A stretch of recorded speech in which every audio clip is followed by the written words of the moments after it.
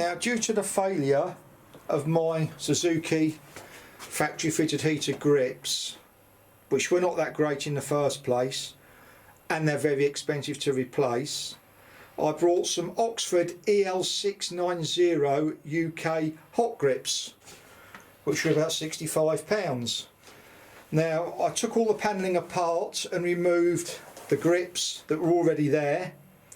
Now, the wiring I fed through, and I fed through to the battery. I haven't connected it to the Suzuki heated grip leads or spliced it in, simply because I don't know what kind of amperage they're designed to take.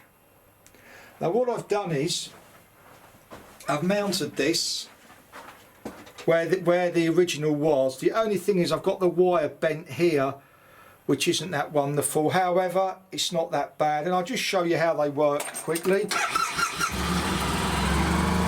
There you go.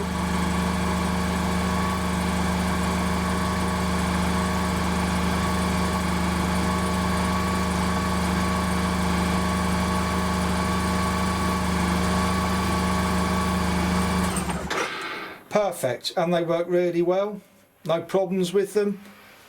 The wiring's hidden at the back, it's just there is the only slight fault. With the other ones, I think the wiring went up through there or down there, I can't remember now. But I think I've kept it as original as I can, and these Oxford grips are far, far superior to the ones I took off. It's like the difference between a cool radiator and a hot radiator.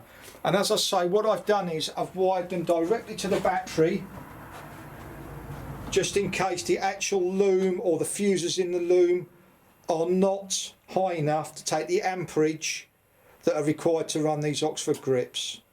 Thank you for watching.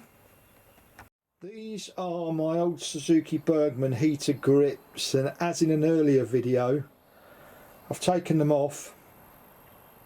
And the reason I'm filming this is people can see, not that I'm selling the bike, but people can see that it's done properly. I've had all the panels off, I've disconnected them, and it's been done properly. They haven't been hacked, which I think is important to do, not just for other people but for yourself, so you know you've looked at what's there and what you've done.